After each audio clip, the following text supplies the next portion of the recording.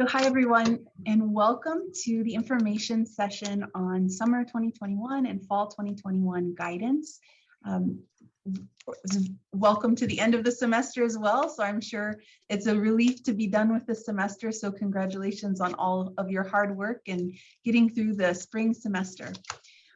So today we will be recording this session and it will be posted on UCF Global's YouTube channel shortly after the event today. So if you need to refer back to it, it will be on the YouTube channel.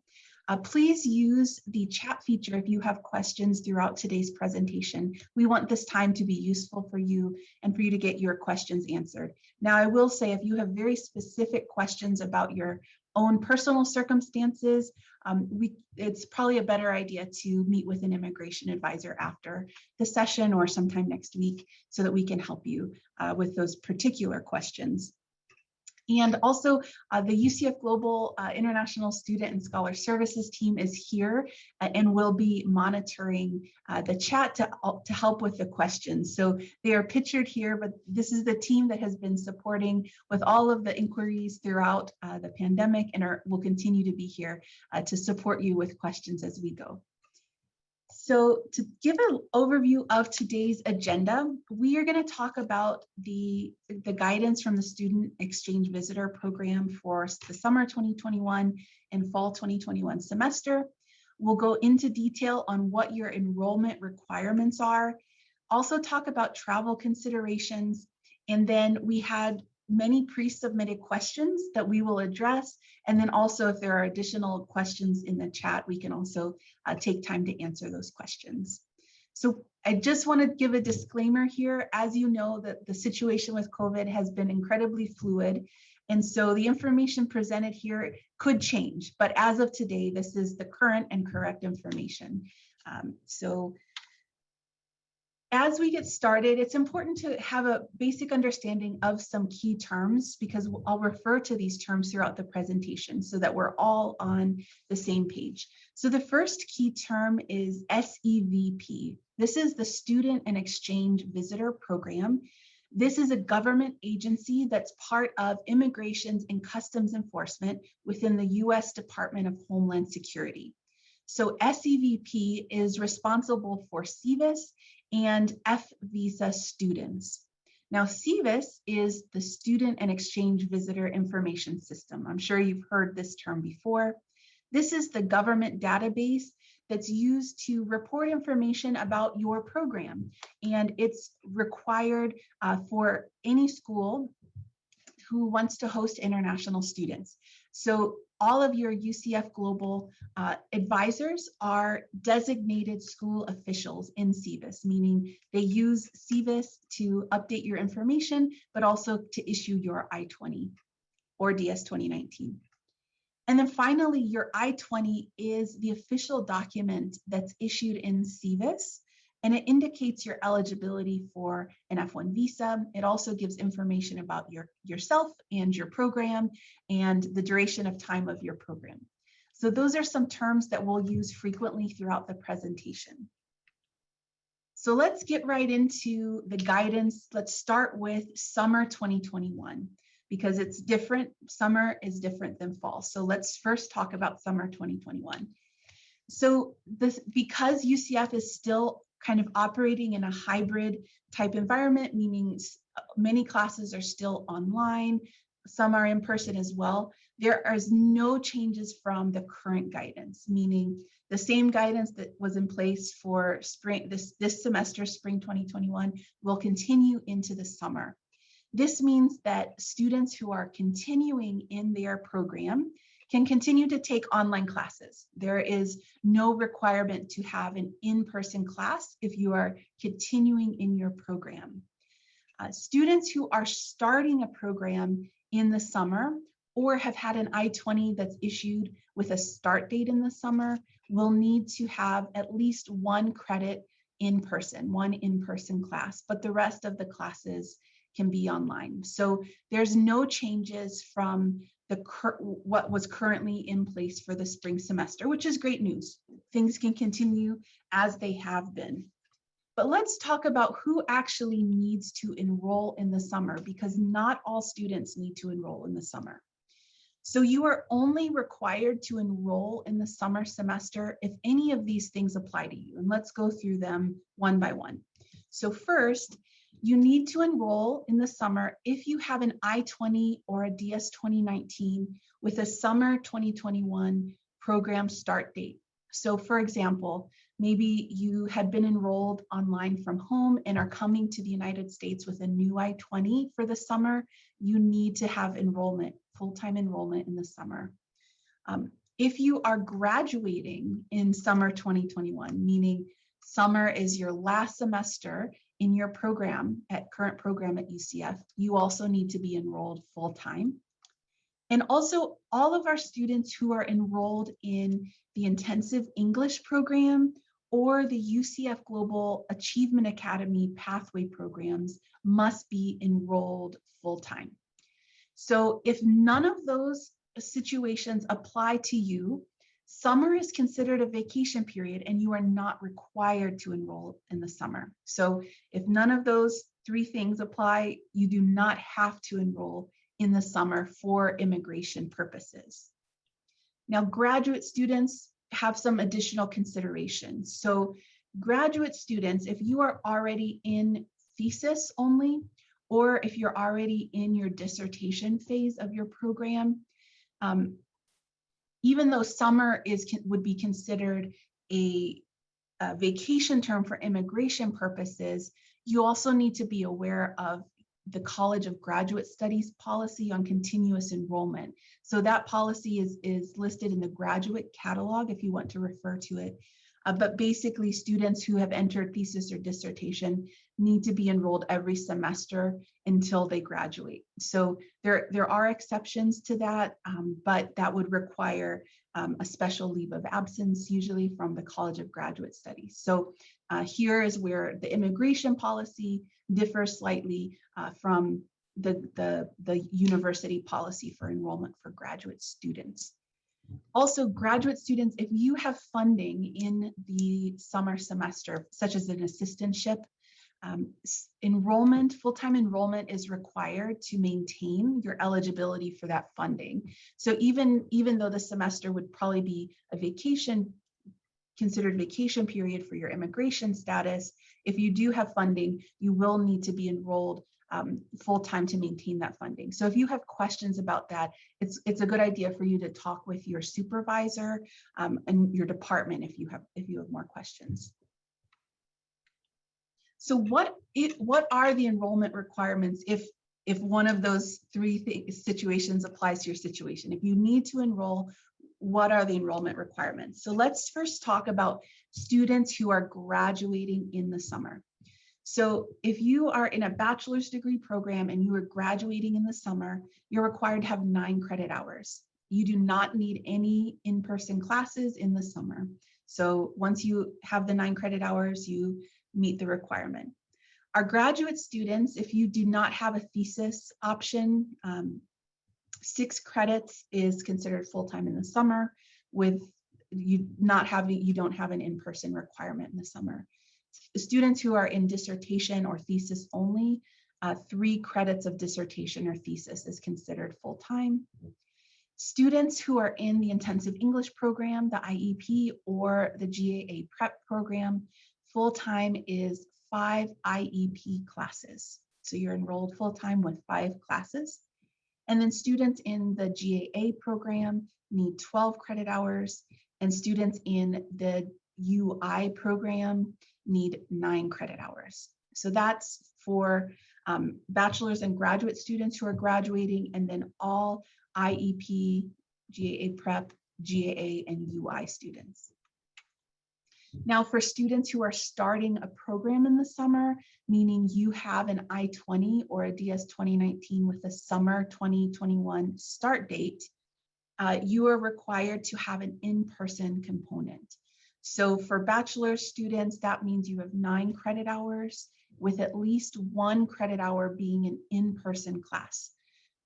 Graduate students, you need 6 credit hours with at least 1 credit hour being an in-person class.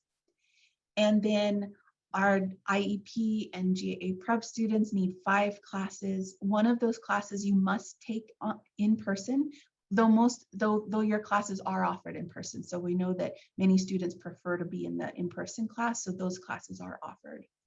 And then GAA needs 12 credits, with 1 credit being in-person minimum. And then UI students need 9 credit hours, with at least 1 credit being in person. So we will talk about what in-person classes are in just a moment, but that is really the overview of summer. So it's important for you to understand if you are required to enroll, what your enrollment requirements are. But for the majority of students, most likely summer is considered a vacation. So any enrollment that you have is optional. Let's talk now about fall 2021. This is where things change significantly. So in fall 2021, we are returning to the normal F1 and J1 rules. So this is because UCF announced on March 1st that we plan for a full face-to-face learning, working, and university activities. So we are returning to basically to normal in the fall. And so SEVP announced that when schools return to normal, that in all of these adaptations that were permitted during the COVID pandemic will end. You revert to normal F1 rules. So that's what we will be doing. We are going to go back to normal F1 and J1 rules. So what are normal F1 and J1 rules? So basically, to very briefly summarize, this means that you must be physically present on campus at UCF, meaning you are physically on campus, and you must be enrolled in in-person classes. And we'll talk in a minute about what those requirements are for enrollment. And then undergraduate and graduate students can only count 3 credit hours of online classes toward meeting the full-time enrollment requirement. So taking online classes is much more restricted, but UCF has announced that we will be returning to normal levels of in-person coursework. So you should be able to find the classes that help you to meet the enrollment requirements. So what are in-person classes at UCF, and how do you see this information?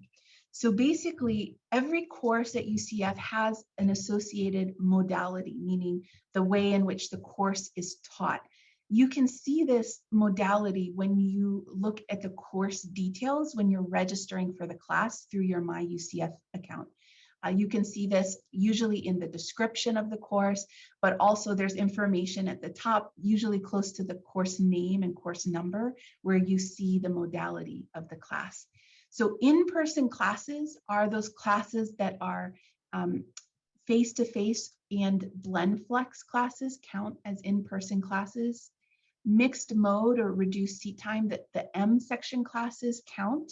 Just be careful that you're reading the description to make sure that they are mixed mode. And then the reduced seat time classes. These are the RS sections, are considered in-person for international students because you are required to have some in-person attendance. And then the active learning reduced seat time, the RA sections. So those are the only sections that are considered in-person. The online classes at UCF are video streaming classes. So make sure that when you are registering that you're paying attention to the description to make sure the course isn't indicated as video streaming. So video streaming, meaning V or V1 sections, those courses are online. And then World Wide Web, W section classes, those are online classes. So let's look at the fall 2021 enrollment requirements based on your program level. So students who are in the bachelor's program, you need 12 credit hours of enrollment. So of those 12 credit hours, only 3 credits can be online, an online class. So basically, if you do the math, that means if you're taking an online class, that means 9 credits of the 12 must be in person, and then 3 credits can be online to total 12. Anything that you take in excess or in addition to those requirements can be in any modality. So what we commonly see is sometimes students will take 15 credit hours. So as long as they have at least 9 of those credits in person, the other 6 credits could be online. So you want to make sure that you reach the enrollment minimum. Once you reach that, then if you take extra classes, they can be in any modality. So graduate students, I'm sorry, there's a typo here. It needs to be 9 credit hours. Graduate students need to be enrolled in 9 credit hours, and only 3 credits can count toward full-time enrollment. So please view the typo. It needs to be 9 credit hours. Master's and thesis, master's thesis students who only have the thesis remaining, and then doctoral students who are in their dissertation phase who have passed candidacy. Full-time enrollment is considered 3 credits of dissertation, and 0 credits can be in online. And we'll talk about that later, but thesis and dissertation credits are usually coded as in-person anyway, so you should meet the requirement. Now, students who are in UCF Global English programs and the Global Achievement Academy programs cannot have any in-person, any online classes. So that means all of your classes must be in person. So in the IEP and GAA prep, you need to have 5 classes, and GAA, I'm sorry, there is, if you give me 1 second, I would like to correct this.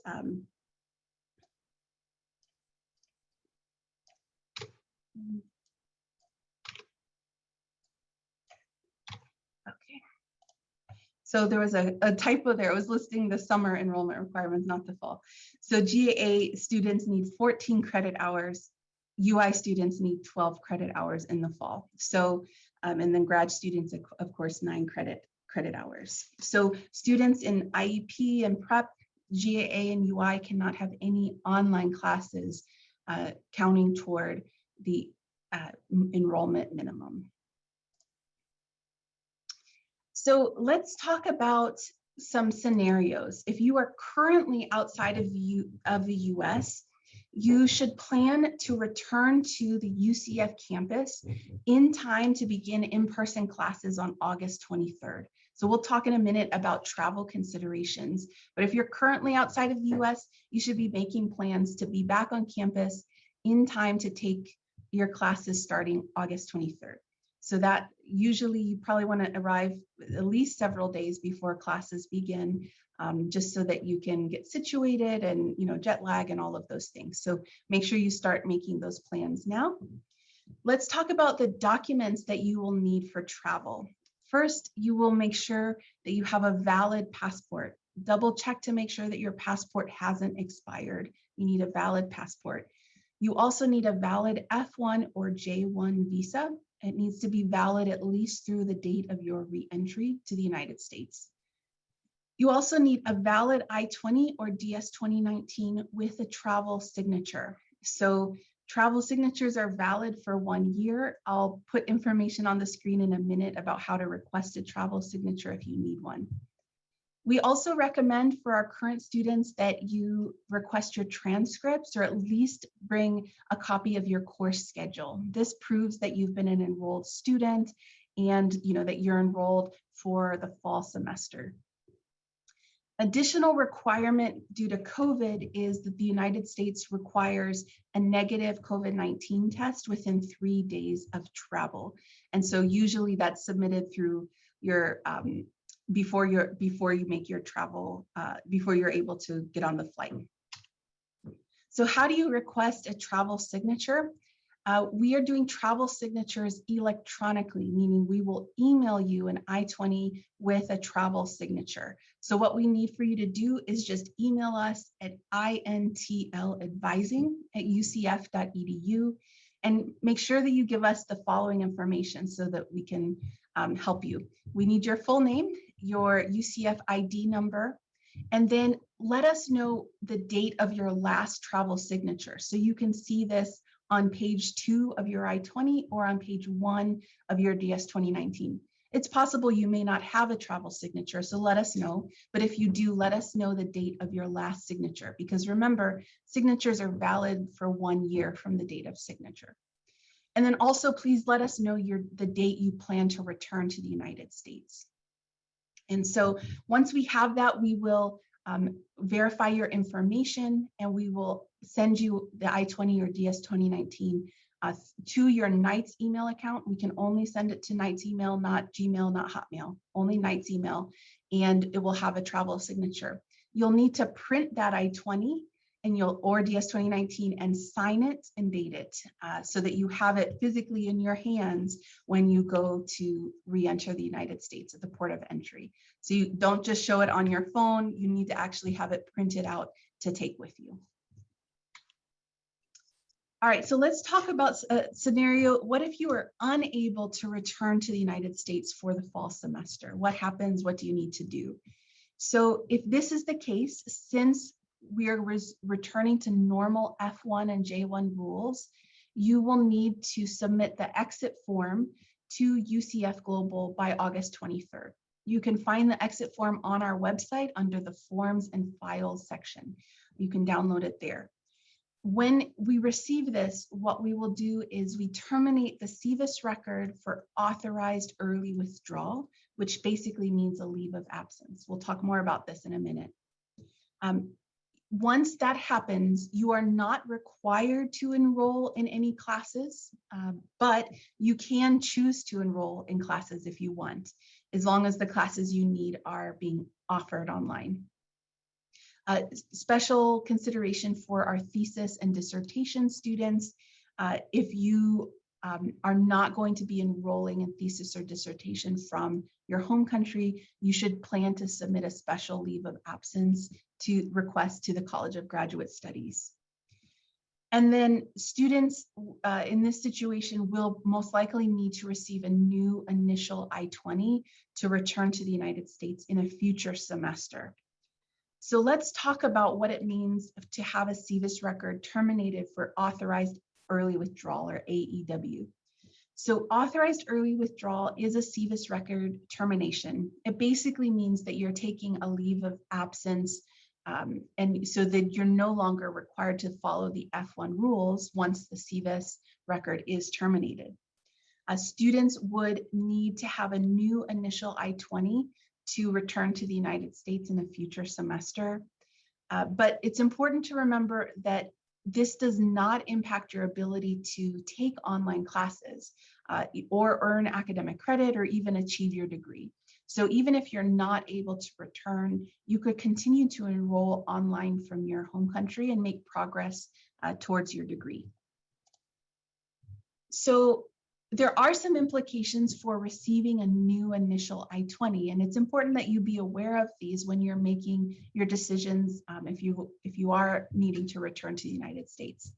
So receiving a new I-20, you can request that for either, for example, spring 2022 or a later semester by completing the I-20 request for current students. The link is on our website under the Forms and Files section. It will link you to an online form where you can upload your documents. When you receive a new initial I-20, this requires that you also pay the SEVIS I-901 fee again. This is a government fee, and it's required every time you receive a new SEVIS record. So currently for F1 students, that fee is $350. Receiving a new initial I-20 also resets the eligibility clock for curricular practical training and optional practical training. So this is something to consider, especially if you're getting closer to the end of your program, because you would need to be enrolled for a full academic year, meaning a fall and a spring semester, on the new SEVIS record before you would be able to meet the eligibility requirement for CPT or OPT. So this is an important factor to consider when thinking about your plans if you are currently outside of the United States. The good news that is in terms of the visa, you typically would only need to get a new F1 visa if your current visa is expired. If you have a valid US F1 visa, you should be able to use that same visa to enter the United States with your I-20. We typically encourage students to contact the embassy where they receive that visa, just to confirm if they do need a new visa or not. But in general, as long as the F1 visa is valid, you should be able to use it for reentry with a new SEVIS record. Okay, so let's talk about travel considerations. There's a lot happening in the world, and it's still a very fluid situation as the COVID situation continues to change and develop around the world.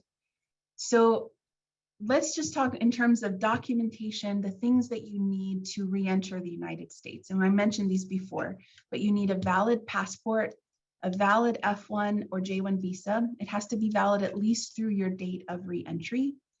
And you need a valid I-20 or DS-2019 with a travel signature. When we say valid I-20 or DS-2019, that means that you have an active SEVIS record, that your I-20 isn't expired, and that you have a travel signature signed within at least 1 year on page 2 of the I-20 or page 1 of the DS-2019.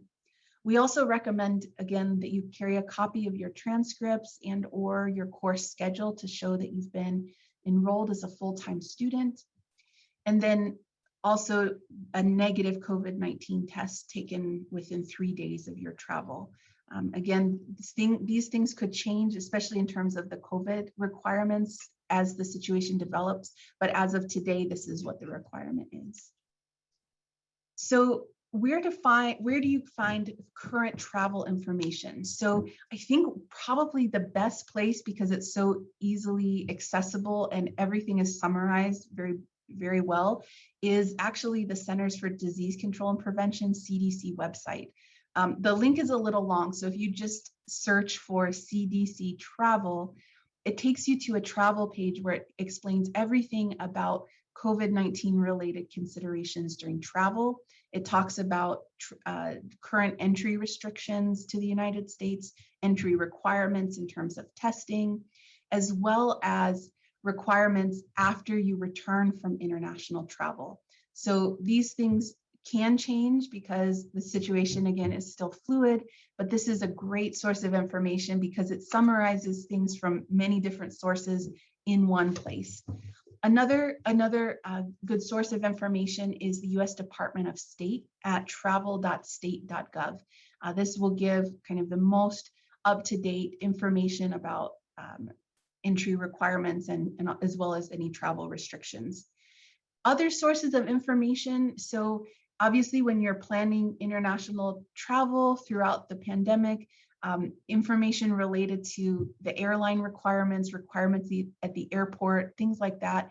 A good source is probably your airline. They'll usually send you information or have information on their website about what to expect at the airport and what the requirements are in terms of masks and physical distancing and all of those things. Also, you don't have to consider just the United States requirement. Your country may also have entry and exit requirements related to COVID-19. So you'll definitely want to check your country's government website or whatever COVID-19 website your country has established to share information for information related to considerations in your own home country. So as of today, there are currently entry restrictions to the United States in place for individuals who have been physically present in any of these countries listed within 14 days of their travel to the United States. It's not limited to just people who are citizens of those countries. It's really anyone who has been present in any of these countries. So those countries are Brazil, China, India, Iran, and South Africa. But there's an update on that. So there are national interest exceptions. So currently, there's a national interest exception in place that allows F1 and J1 students to be exempt from the entry requirements, the entry restrictions. So the current national interest exception that's in place allows F1 students from the European Schengen area, as well as the Republic of Ireland and the United Kingdom, to enter the United States, even though there are travel restrictions on other individuals traveling from these countries. So that is currently in place.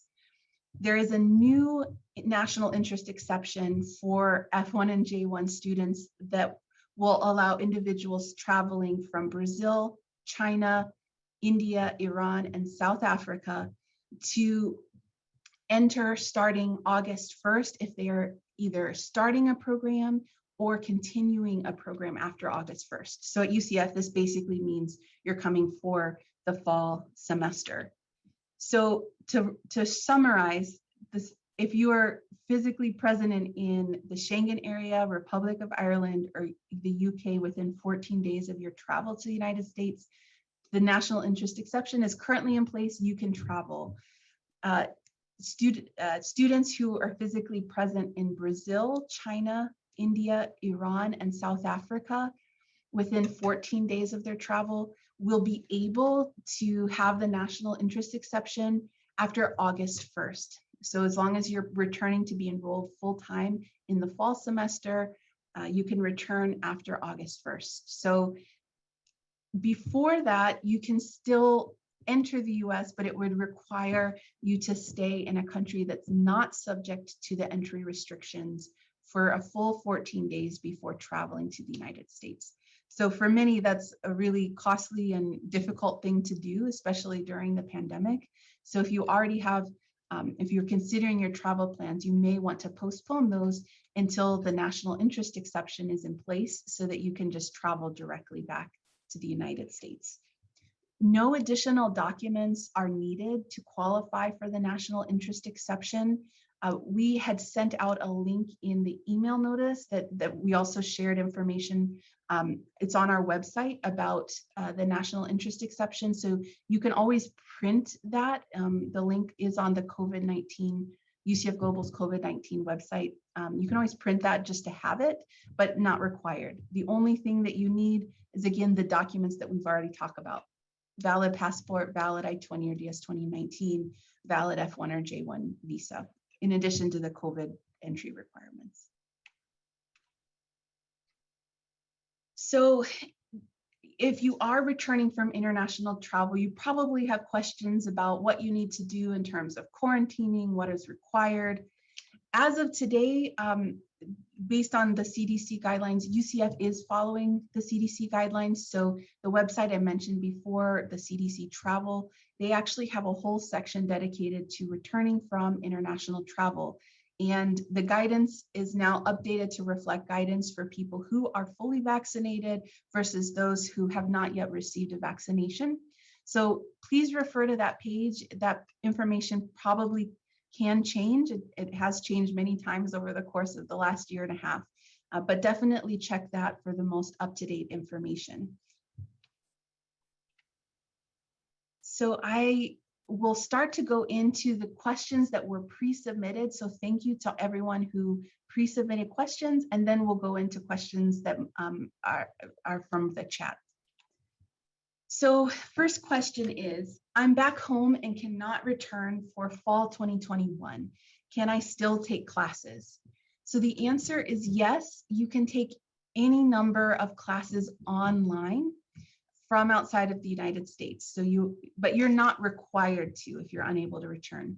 What you'll need to do is, like we talked about earlier, is submit the exit form to UCF Global by August 23rd.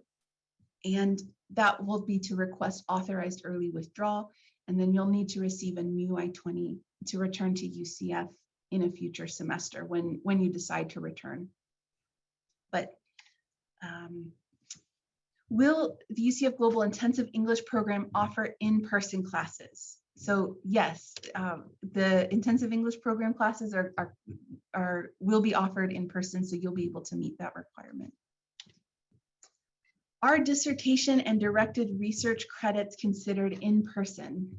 Yes, they are. Typically, both dissertation, also thesis usually, and directed research are coded as in person, but just make sure that you verify with the course details when you're registering for that course to make sure they are coded as in person.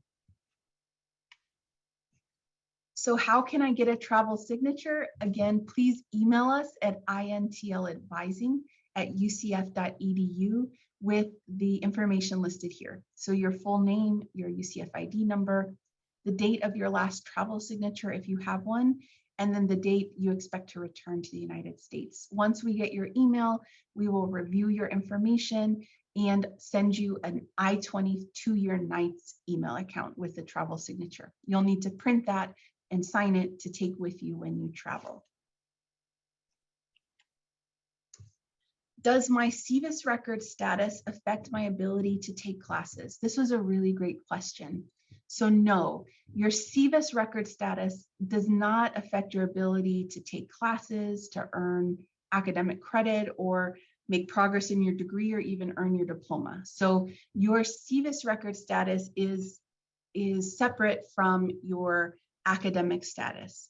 But your academic status, your SEVIS record depends on your academic status. So while you can take online classes from outside of the United States in the fall semester, for example, you would not be able to keep an active SEVIS record because of the return to normal F1 rules. But yes, you can continue to earn academic credit and even complete your degree from home if you choose to do so, as long as the classes that you need are offered online.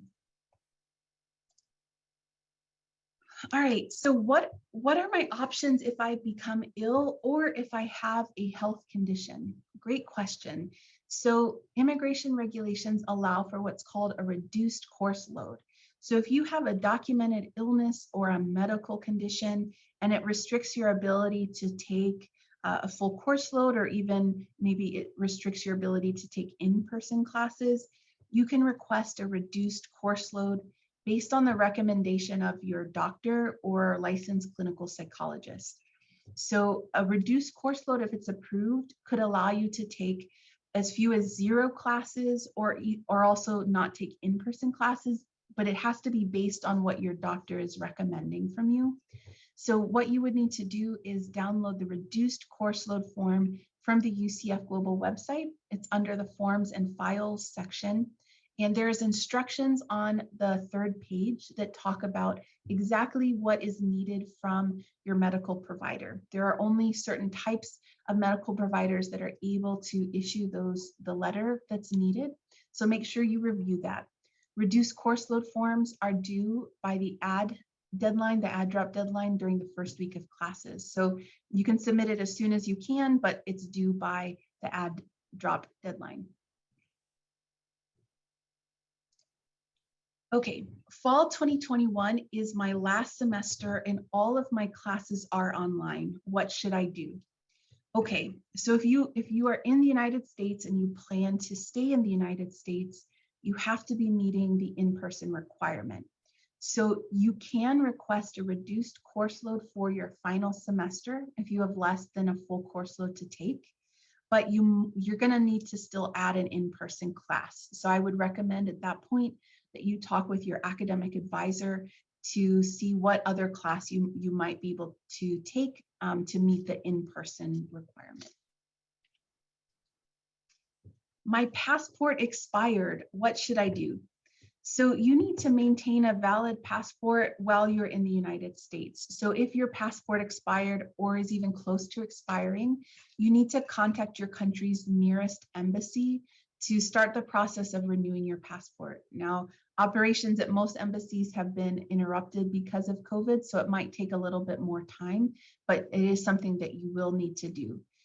Now, for our Venezuelan students, the US government is acknowledging an automatic extension of your passport due to the ongoing situation in Venezuela. So that situation is a little bit different, but if your passport is going to expire, you do need to renew it. All right, and I still have questions about my particular situation, who should I contact? Please contact us here at UCF Global. We are here for you. We want to help answer your questions. We can be reached either by giving us a call at 407-823-2337 or also emailing us at intladvising@ucf.edu. We have updated the UCF Global COVID-19 FAQ page that really presents this information there as well. So definitely refer to that page if you have questions, but we are here to help and available for you. So let's take questions that came from the chat. Zach, I don't know if there were questions that are unanswered still. I think we were able to address all of the questions that were presented in the chat. But if folks still have some questions, we certainly have enough time that they can address them in the chat, and maybe Christina, you can answer them for everyone, or but all of the questions that were presented, I think, have been addressed. Great. Well, I mean, if there are other questions, we'll give it a minute or two here to see the chat. Please ask. We want this to be useful for you and you to go away with your questions answered.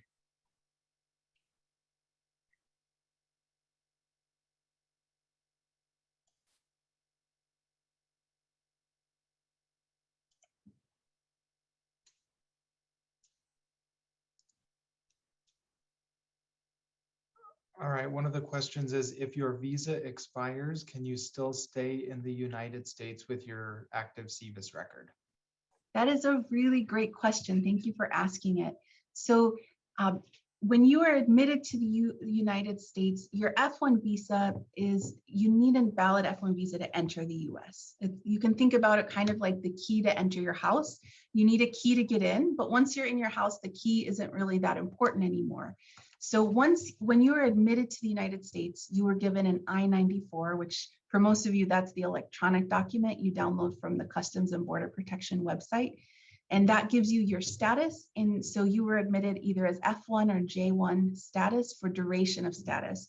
What this means is that as long as you have a valid I-20, you're maintaining your status, you're enrolled full-time, following the F1 or J1 rules, that you can remain in the United States even if your F1 visa that's in your passport expires. Now, let's say you decide to travel outside of the US, you would need to get a new visa to come back if your visa is expired, because the visa is needed for re-entry. Another question, Christina, if this is my last semester and I'm outside the United States, will I be able to submit an exit form if I decide to do so? Yes, like if you are currently outside of the US and you do not plan to return, or you're unable to return, yes, you would need to submit the exit form. And as long as the courses that you need are offered online, you can complete your degree from home. Now that does have implications in terms of eligibility for optional practical training. If you complete your final semester from home in the fall, you would no longer be eligible for optional practical training. But if you have specific questions or really want to discuss your situation, I recommend that you give us a call to talk with an immigration advisor, or we can also set up a Zoom meeting so that we can really discuss this with you.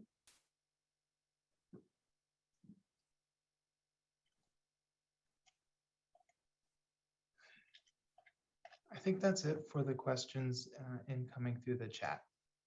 All right, well, I just want to thank everyone for attending today. I hope that this was helpful in answering your questions. Again, we are here for you.